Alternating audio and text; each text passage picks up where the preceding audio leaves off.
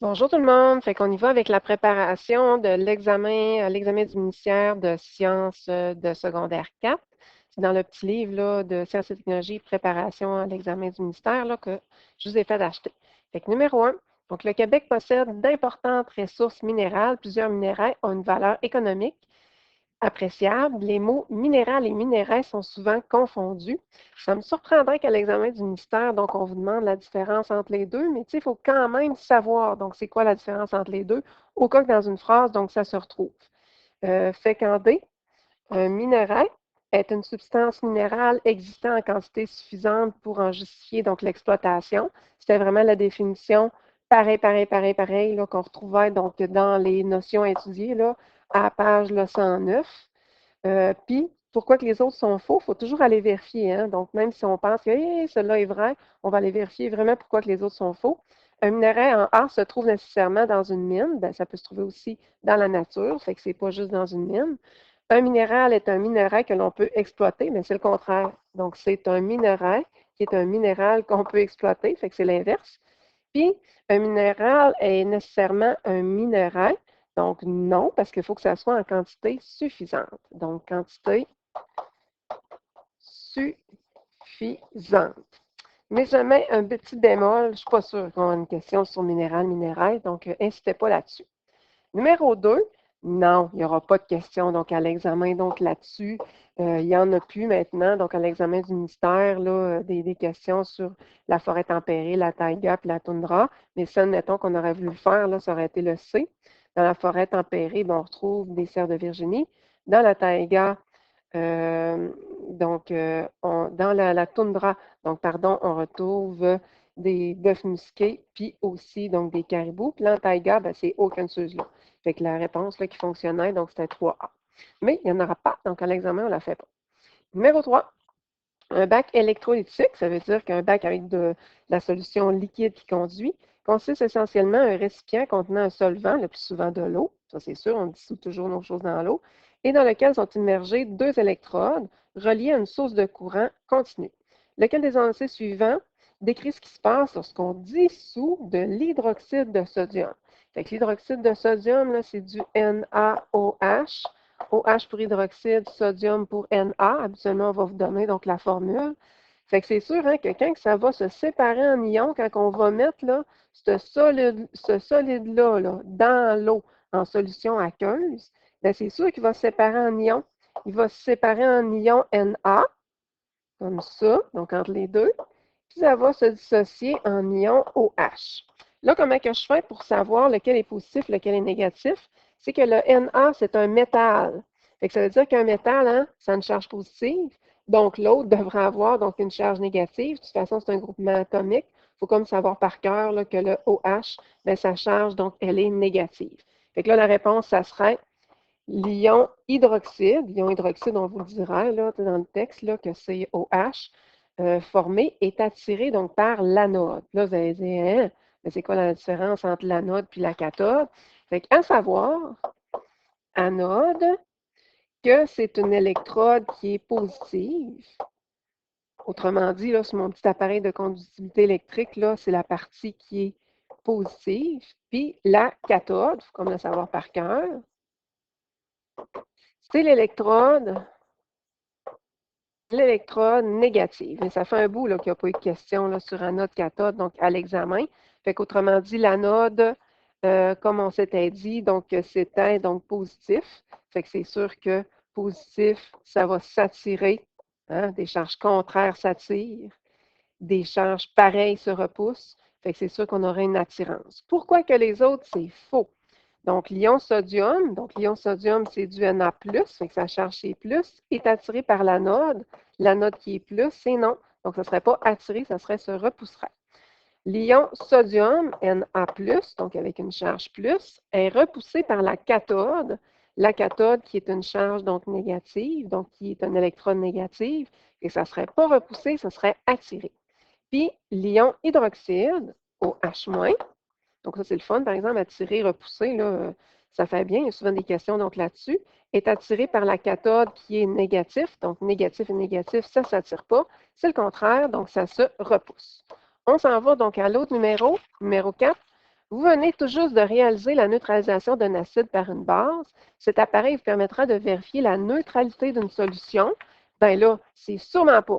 Donc, une balance, parce que la balance, c'est là pour vérifier la masse, pour quantifier la masse. Le voltmètre, bien, c'est là pour mesurer la différence de potentiel. C'est le U ou la tension, hein, tu sais, le voltmètre, là, comme ça, là, qui est branché donc en parallèle. Le pH-mètre, bien, justement, c'est pour mesurer le pH. Puis en mesurant le pH, bien, tu peux savoir si une solution est super, super acide ou super basique ou si elle est neutre. Puis un ampèremètre, bien, pas en tout, c'est pour mesurer l'intensité de courant. Puis l'intensité de courant, ben, ça ne nous aidera pas donc à savoir si c'est acide ou basique. Puis on se rappelle, un ampèremètre, lui, il est branché donc en série.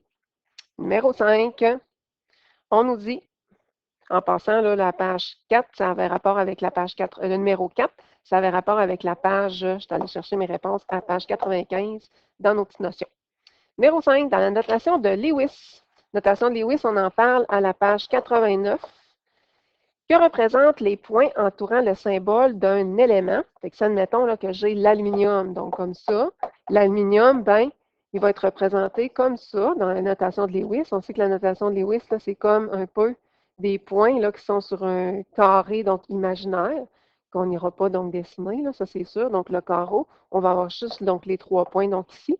Fait qu'est-ce que ça représente? Bien, ça représente tout simplement les électrons présents, qu'on appelle aussi les électrons de valence, qui sont présents sur la couche périphérique de l'atome. La couche périphérique, là, c'est la dernière couche. C'est la couche, là, finalement, d'électrons de valence. C'est la couche là, qui est la plus là, extrême. Pourquoi que les autres, donc, ça ne marche pas? Ben, c'est parce qu'on vous parlera, premièrement, jamais, jamais, jamais de neutrons, donc en ST. Donc, STE, là, on en parle, mais pas en ST. Fait que ça, c'est sûr que non. Le nombre de couches électroniques entourant le noyau donc de l'atome, donc ça, c'est déterminé par le numéro de la période. Et lorsqu'on a 3 petits points, donc comme ça, là, dans l'atome d'aluminium, ça, là, on va chercher ça, c'est le nombre d'électrons de valence qu'on a. Ça, on va chercher ça avec le numéro de la famille. Fait que ce n'est pas le numéro de période, c'est le numéro de la famille. Et c'est les protons présents dans le noyau de l'atome, ben non, ce n'est pas représenté là-dessus. Puis de toute manière, donc c'est représenté par le numéro atomique, le petit numéro, le petit chiffre là, finalement qu'il y a en haut. Fait que c'est pas ça. Le tableau périodique des éléments est un outil indispensable dans l'étude de la chimie. On veut savoir lequel des propriétés suivantes ont un caractère donc périodique. Donc, si admettons qu'on va écouter donc la périodicité donc, dans le tableau périodique, donc sur Alloprof, on nous donne que la périodicité, donc c'est donné par le rayon de l'atome, il n'y aura pas de question donc là-dessus, je ne pense pas donc à l'examen.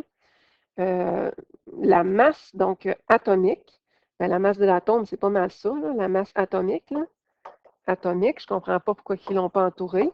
Numéro atomique, donc ça n'a pas rapport parce que c'est toujours en augmentant. La masse du noyau, bien, ça a rapport avec le nombre de protons, même affaire que le numéro atomique, là, fait que ça ne marche pas. Puis, on pourrait avoir aussi l'électronégativité,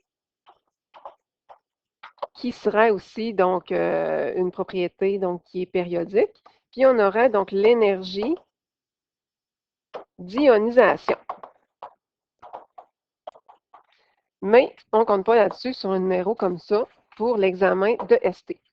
Ici, les 4 énoncés donc suivants se rapportent au principe de conservation d'une réaction chimique. On veut savoir ben, lesquels énoncés sont vrais, lesquels énoncés finalement sont véridiques. Fait que lequel énoncé marche, dans rien ne se perd, ne se crée, tout se transforme. Qu'est-ce qui est conservé? Ben, la masse est conservée au niveau des réactifs et des produits. Hein, la masse des réactifs est égale à la masse des produits. Masse des réactifs réactif, ça, il faut savoir ça, est égal à la masse des produits. Ça, c'est important de savoir ça pour l'examen. Le nombre d'atomes est conservé. Bien oui, c'est quand on allait calculer le nombre d'atomes de carbone avant la flèche, après la flèche, le nombre d'atomes de H avant la flèche, après la flèche, c'est correct. Le nombre de molécules, là, non, ça n'a aucun rapport, là, donc c'est pas donc, à respecter, donc c'est pas respecté dans la loi de la conservation, ça n'a aucun lien. Puis le volume, donc non plus, on n'a jamais calculé le volume là, de nos substances, de nos réactifs, de nos produits. Fait que lequel qui fonctionne, donc c'est 2 et 3. Numéro 8. Essayez toujours de faire votre numéro, hein? Donc, comme si que vous n'aviez pas de choix de réponse. La rouille, donc, est le résultat de l'oxydation du fer. Donc, on le voit, hein, l'oxydation, c'est quelque chose qui réagit donc avec l'oxygène. C'est une combustion lente aussi, hein, un combustible qui réagit avec l'oxygène. L'équation suivante représente cette réaction chimique, mais elle n'est pas équilibrée. Donc, on voudrait donc l'équilibrer. Fait que là, notre but, c'est qu'on a plusieurs choix. Soit que je peux commencer à l'équilibrer puis voir si ma réponse est dedans, ou soit que je peux vérifier chacun des énoncés, voir si j'ai le bon nombre de F, le bon nombre d'oxygène, donc de chacun des côtés. Fait que je vais commencer à balancer. Donc, on commence tout le temps avec la plus grosse molécule. Donc, habituellement, c'est vraiment plus facile. De ce côté-ci, je vais manquer de place un peu, là. J'ai du Fe, j'ai du O. De l'autre côté aussi, là, je suis censée avoir du Fe puis du O. Fait que le Fe, j'en ai 2 atomes. L'oxygène, donc j'en ai 3 atomes. Ici, oups, le fer, j'en ai 1. Et l'oxygène, j'en ai 2. Fait que là, c'est sûr que ça ne marche pas. Là. Fait qu'il va falloir faire quelque chose. Fait que qu'est-ce que je vais faire? C'est que pour avoir donc le même nombre de F, donc c'est sûr que je pourrais aller faire fois aussi, donc 2. Mais là, ça va jouer donc sur mon oxygène, donc aussi. Fait que pour avoir, dans le fond, le même nombre donc d'atomes de chaque côté, bien là, tout simplement, qu'est-ce que je vais faire? C'est que, tiens, je vais aller monter comme ça, donc à 2. Étant donné que 2 fois 2, 2 fois 2, bien maintenant, j'en ai 4. Je vais essayer d'en avoir 4 aussi, donc de l'autre côté, du côté du fer. Fait que je vais avoir juste à rajouter un petit 4 ici. Fait que je vais être rendu avec 4. Si j'en ai 2 molécules de Fe2O3, bien, on se rappelle que pour aller calculer l'oxygène, je vais faire 3 fois 2 qui va me donner 6. Fait que je vais me débrouiller pour avoir 6. Donc, 2 fois quoi qui va me donner 6? Bien, ça va être 2 fois 3. Fait que là, je vois là, que c'est vraiment donc balancé. Ou je peux y aller en montant de 2, je vais me rendre compte que je vais avoir, là, admettons, 1,5, donc O2. Puis là, bien, je vais multiplier par 2 pour avoir pas de fractions, pour avoir des chiffres normaux. Ou je vais vérifier pour chacune, comme c'est elle là, qui fonctionne. Là. Je peux aller vérifier pour elle le nombre d'atomes de Fe que j'ai avant, le nombre d'atomes d'oxygène, faire la même chose aussi de l'autre côté. Fait que là, je me rendrai compte que j'aurai 1 fois 4, donc 4 atomes de fer ici, 2 fois 2, 4 atomes de fer ici.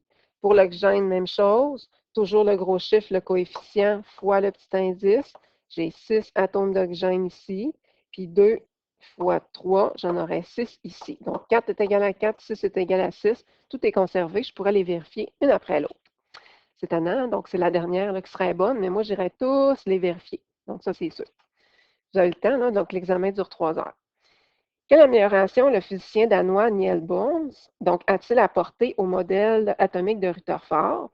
Ben, on va aller voir, donc, elle a annoncé qui est vrai. Donc, il a introduit la notion de couche électronique. Fait que ça, c'est Niels Bohr donc, qui a fait ça. Puis les autres, ben, c'est tout pas lui. Donc, il a déterminé la masse d'un électron. Ça, c'est Thomson. De toute façon, c'est Thomson qui a découvert là, pas mal les électrons. Il a découvert la présence d'un neutron dans le noyau atomique. Ça, là, pour le ST, on n'a pas besoin de savoir ça. C'est plus pour le STE, puisque nous autres, les neutrons, on s'en fout pour le ST. C'est plus en STE qu'on va se poser cette question-là. Mais c'est James Chadwick. Puis il a démontré la neutralité de l'atome. Ben ça, c'est Rutherford. Donc, c'est Ernest Rutherford, là, c'est celui-là. Là. Donc, Ernest Rutherford. Fait que ça serait la B. On s'en va de l'autre côté. On est déjà rendu donc au numéro 10. Fait que lorsqu'on frotte l'extrémité, ça là, donc l'électricité statique, il y a toujours une ou deux questions donc là-dessus. Lorsqu'on frotte une extrémité d'une tige en plastique, fait qu'on a une tige donc en plastique, fait que c'est vraiment important aussi, là, ce numéro-là, avec un morceau de laine, tiens. Tige en plastique, je dessine une tige, morceau de laine, je dessine un petit morceau de tissu. Des électrons libres sont transférés de la laine au plastique. Fait que ça va passer de la laine au plastique, il va avoir un petit transfert d'électrons. Au départ, c'est important de comprendre là, que la tige de plastique, admettons, là, au départ, elle est neutre. Là. Il y a autant de positifs que de négatifs. Puis dans la laine, ben, il y a autant de positifs donc, que de négatifs. Même affaire. Sauf que là, il y a un transfert d'électrons. Fait que ça veut dire qu'il va donner 1, 2, 3 millions, je ne sais pas quoi, mais il va donner donc des électrons à ma tige de plastique. Fait que ma tige de plastique va avoir davantage d'électrons, donc davantage de charges négatives, et la laine va avoir plus de charges positives. Fait que ça veut dire que le plastique est chargé moins et la laine est chargée plus. Après avoir effectué cette manipulation, vous approchez à tour de rôle la tige, puis le morceau de laine d'une petite sphère qui est suspendue à un fil qui est chargé donc négativement. Fait que j'ai une petite sphère ici là, de fer qui est chargée négativement, suspendue au poisson, au plafond. Fait que j'approche ma charge de plastique qui est négative, hein, on l'avait dit. J'approche mon morceau de laine qui est chargé positivement.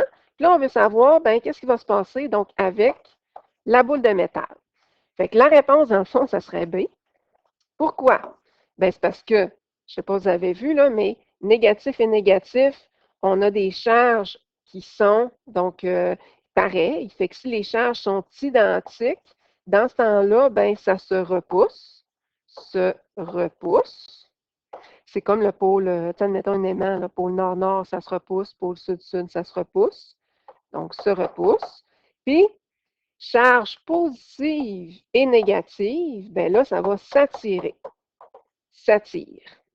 Fait que s'il s'attire, ENT, s'attire, en tout cas, si vous comprenez qu'est-ce que je veux dire, ben il y a une attirance, donc ça veut dire que, whoop, ici, donc la boule de métal va s'attirer, puis ici, ben justement, whoop, elle va se repousser, fait qu'elle va vouloir s'éloigner.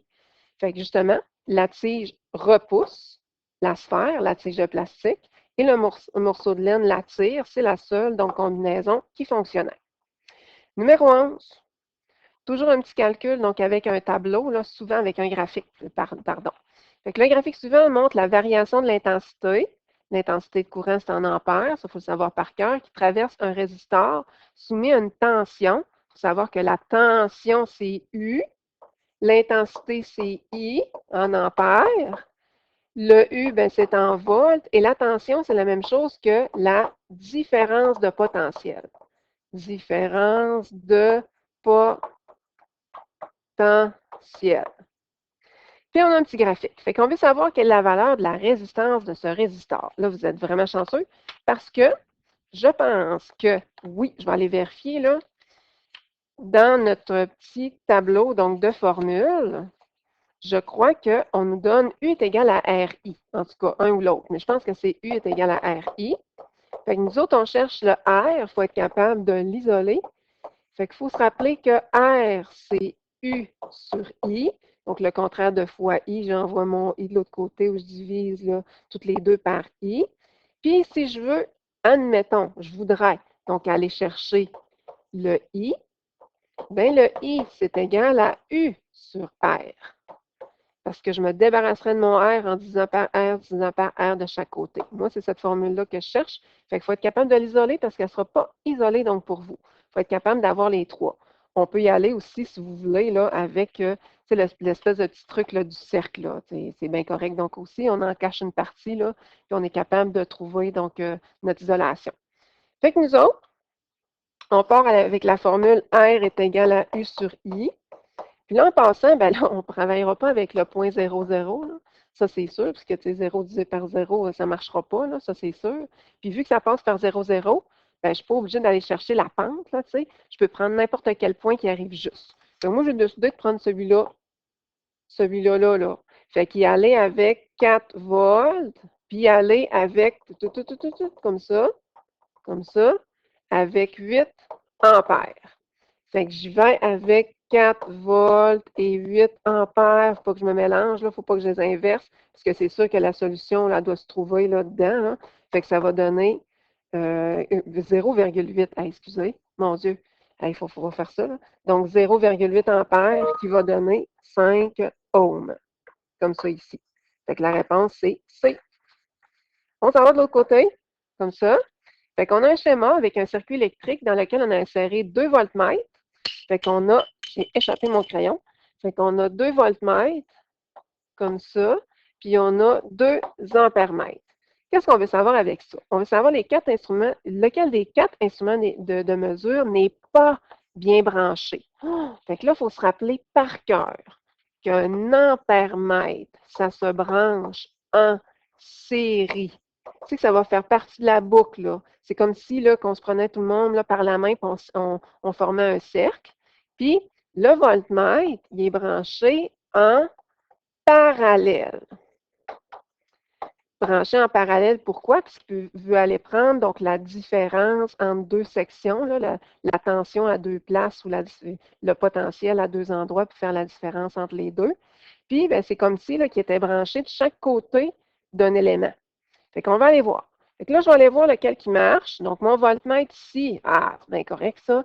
Il est branché de chaque côté de mon ampoule. Fait que ça veut dire qu'il est branché en série. Fait que ça veut dire que le courant, là, on va prendre une lecture ici. On va prendre une lecture là, avant puis après mon élément d'ampoule. C'est mon ampoule, dans le fond. Puis, ben, il va faire la différence entre les deux. C'est correct.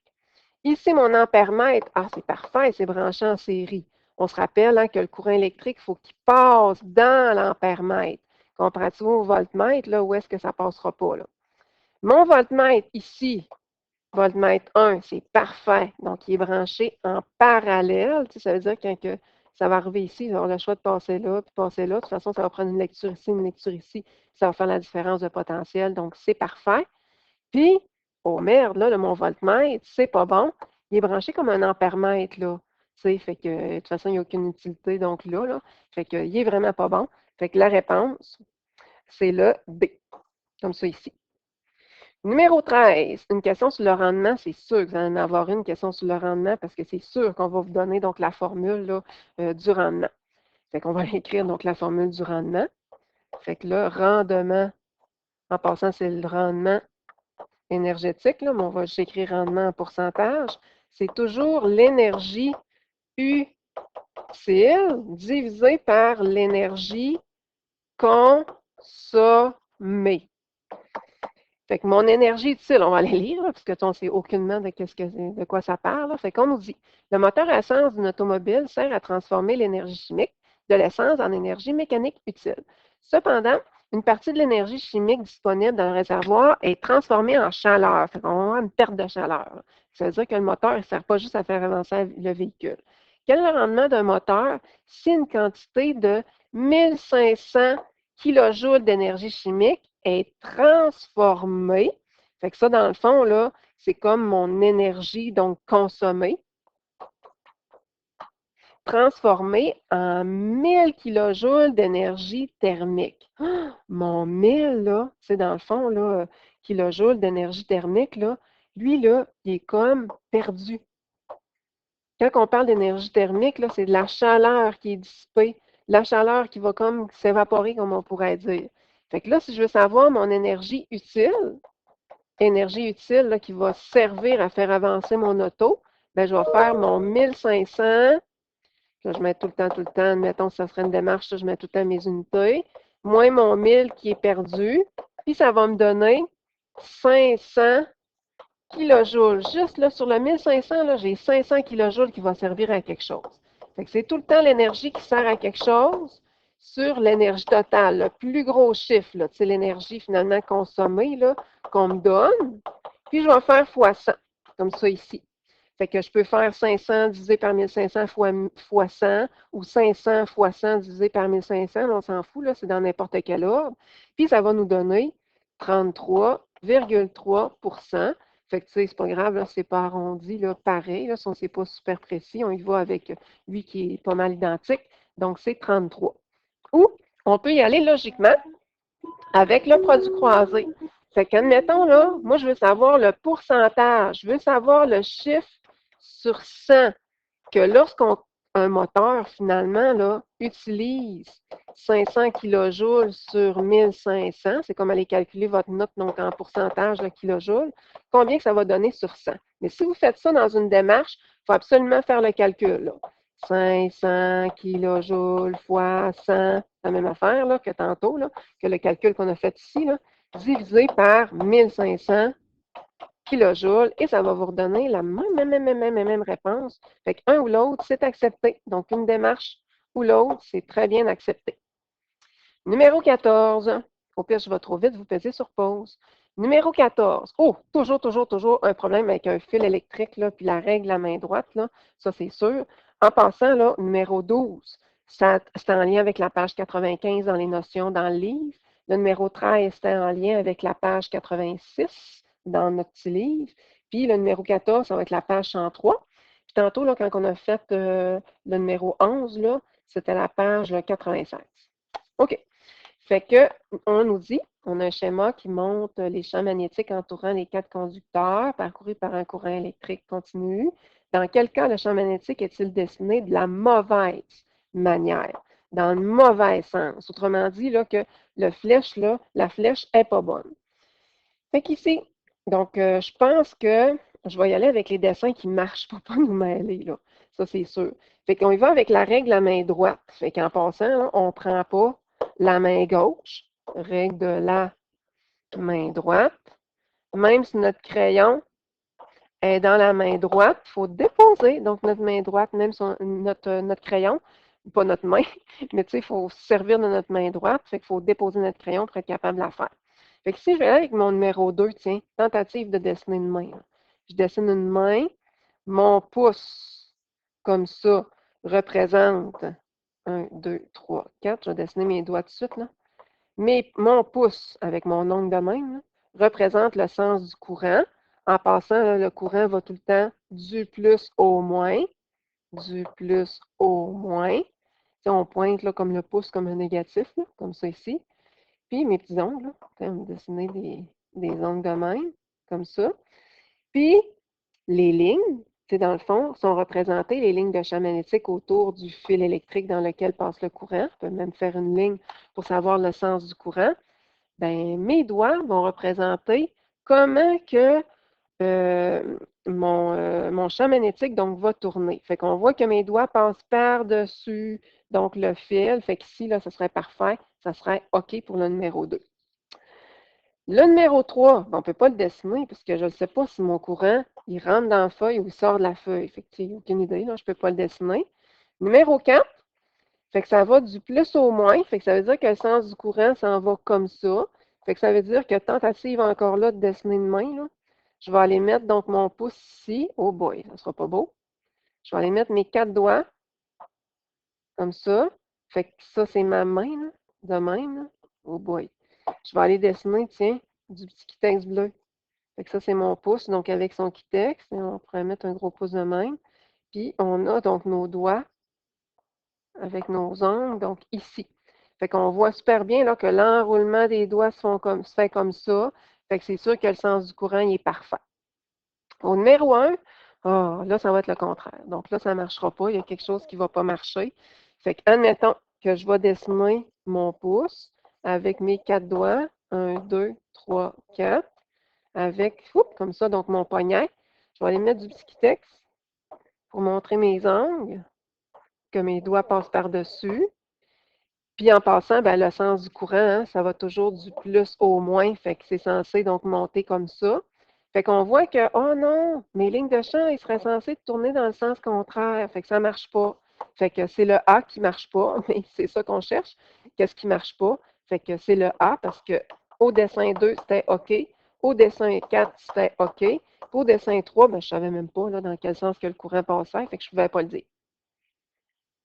Ici, numéro 15, on montre une ampoule incandescente dont les différentes composantes sont identiques. Je veux savoir quelles composantes sont conductrices puis non conductrices, puis lesquelles sont isolantes, là, dans le fond.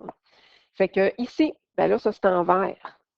Le verre, il faut se rappeler que c'est un isolant, sinon, on toucherait au verre de l'ampoule et on prendrait un choc électrique. Ici, le fil de courant de tungstène, ben, c'est sûr qui conduit. Donc, c'est ton conducteur, un conducteur. La petite partie, donc ici, là, qui est souvent en porcelaine, donc qui est blanche, là. Donc, ça, c'est un isolant. Ensuite, la partie de métal, c'est pas pour rien là, que c'est en métal, là. Donc, vu que c'est en métal, ben, ça conduit. Le E, souvent, là, ça va être en noir, là, cette partie-là. Là. Ça va être du vert ici, là, comme ça, là, puis ça va être noir, du vert qui va être coloré là, en noir, ben, c'est un isolant du verre. Isolant. Puis en F, ben là, c'est pour faire la conduction, là. On appelle ça le plot, P-L-O-T. Puis c'est là qu'on va faire le contact électrique. Fait que oui, ça conduit. Conduit. Fait que les seules places où est-ce que ça fonctionnait, là, c'était le C. On s'en va donc de l'autre côté. Toujours, toujours, toujours une question. Tout le temps, tout le temps, tout le temps sur la concentration en ppm. Ça me surprendrait d'avoir une concentration en grammes par litre. Ça me surprendrait que vous ayez donc à calculer la concentration en pourcent. On y va souvent, souvent, souvent en ppm. Fait que là, nous autres, on nous donne donc la concentration en ppm. 505 ppm. Il faut se rappeler par cœur que des ppm, c'est la même chose que des milligrammes sur 1 litre. Fait que 1 ppm, on apprend ça par cœur, ça ne sera pas donné dans une petite feuille, là. C'est égal à la même chose que 1 milligramme par litre. On apprend ça par cœur, fait qu'on met ça dans un petit nuage. Fait que nous autres, qu'est-ce qu'on veut savoir donc là-dessus? On nous dit que on a donc une bouteille d'eau minérale, puis elle est de 500 millilitres. Elle indique que celle-ci a une teneur en sels minéraux, le soluté, de 505 ppm. On veut savoir quelle est la quantité de sels minéraux. Donc, je veux savoir la masse, moi, là. La masse du soluté qui est dans le solvant. Tu sais, on se rappelle hein, qu'une concentration, là, c'est pas mal tout le temps la masse divisée par le volume. Fait en haut, c'est la masse. En bas, comme on le voit, là, c'est 1 litre, là, c'est un volume. Fait qu'est-ce que je vais faire? Qu'est-ce que je pourrais faire? C'est que je peux tout simplement donc aller transformer mon 500 millilitres donc en litres, parce qu'on se rappelle que pour faire un produit croisé, ben, il faut tout le temps, tout le temps, tout le temps, tout le temps avoir les mêmes unités donc, qui sont donc équivalentes un à côté de l'autre. Ou on peut donc y aller puis dire que 1 litre, c'est la même chose que 1000 millilitres. Fait que 1 litre, on se rappelle que c'est la même chose que 1000 millilitres. Il y a tellement, il faut le savoir par cœur, là, il y a tellement, tellement, tellement donc de manière de le faire, ce numéro-là. Fait que ça, c'est la même chose. C'est la même chose que 1000 millilitres. J'aurais pu là, convertir mes millilitres en litres là, en divisant par 1000. Ça aurait marché aussi. Mais moi, je veux savoir pour 500 millilitres. Produit croisé. Si vous faites un petit produit croisé, n'oubliez pas de faire le calcul. Fait que si on fait le calcul, ben, on n'a pas le choix de faire mon 505. Les deux qui sont alignés, là, j'ai multiplié 505 mg fois mon 500 millilitres. Je vais aller diviser par mon rejet, par mon 1000 millilitres. Et ça va me donner 252,5 mg. Et c'est ça c'est un 5, là. C'est ça que je cherche. Je cherche une masse. Parce que les millilitres et millilitres, ça s'annule. Il me reste des milligrammes. On veut savoir, en passant, ça, c'est la page 77, là, si vous voulez savoir là, où est-ce que c'était là, dans les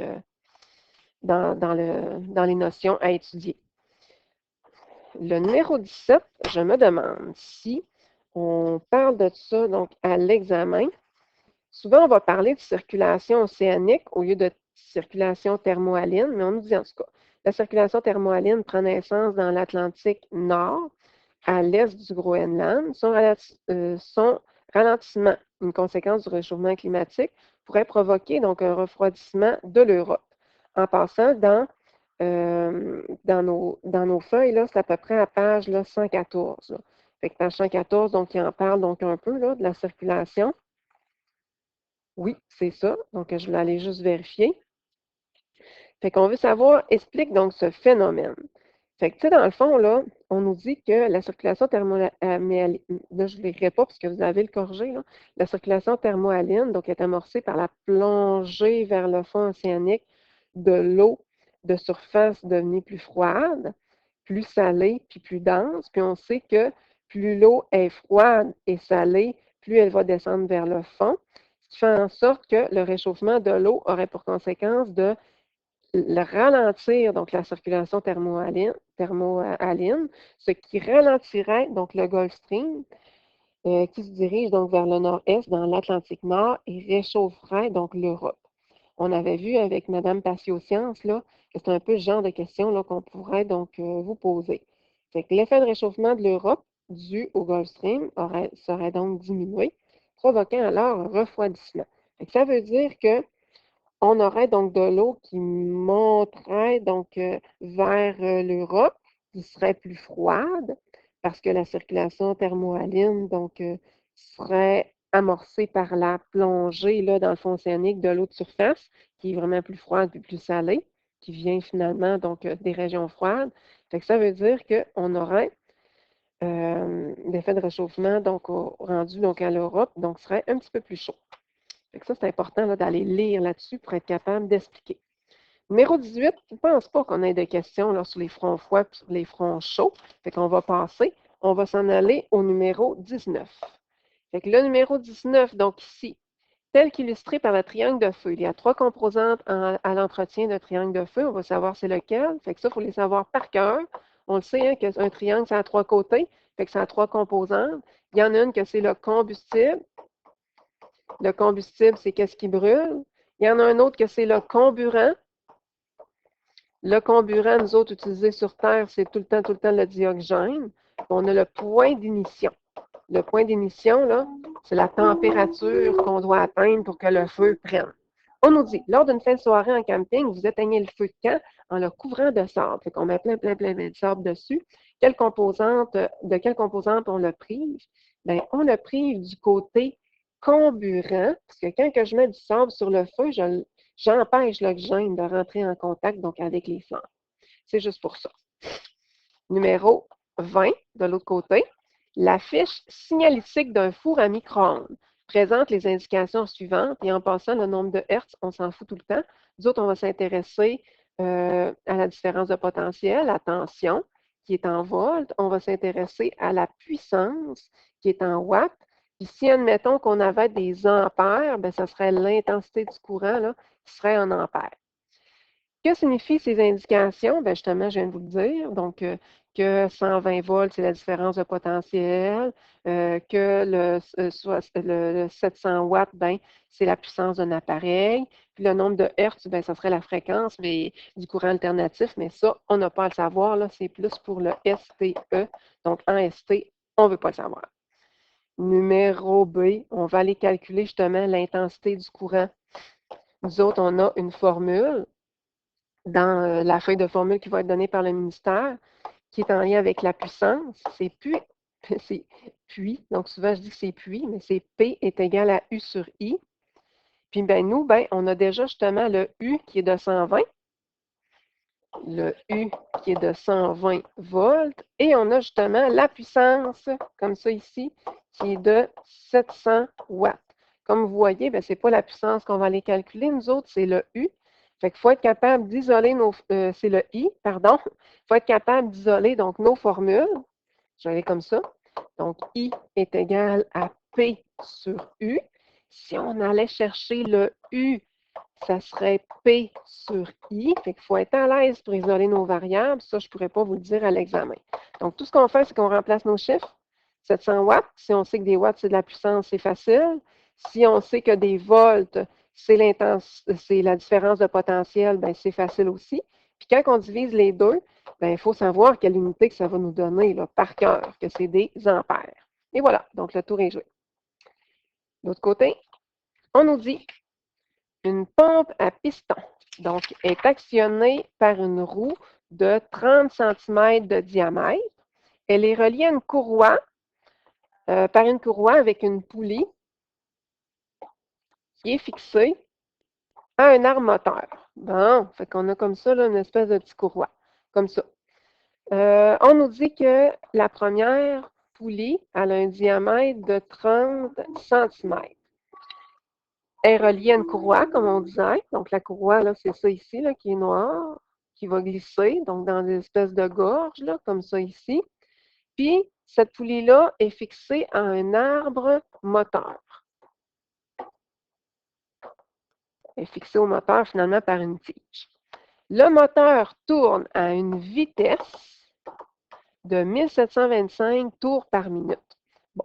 Fait que là, on veut savoir, cette installation comporte un mécanisme de transformation et un autre mécanisme de transmission. On veut savoir lequel est représenté.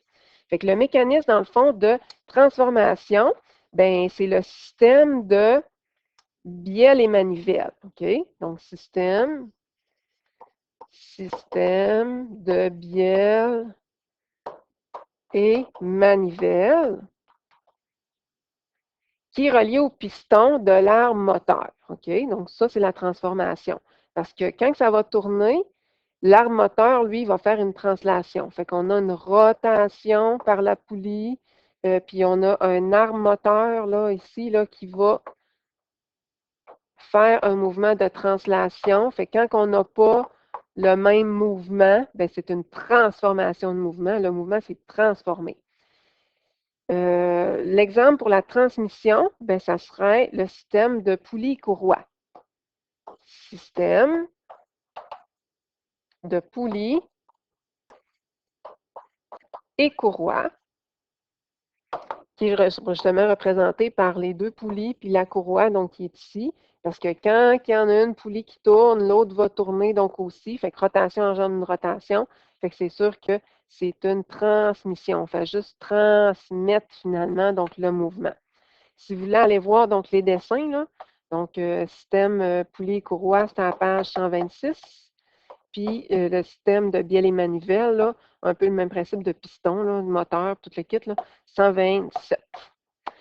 Numéro B, je vais transformer ça parce qu'on ne vous demandera pas de calculer le diamètre d'une roue. On va vous demander peut-être combien va de fois plus vite donc l'autre roue. OK? Donc, admettons.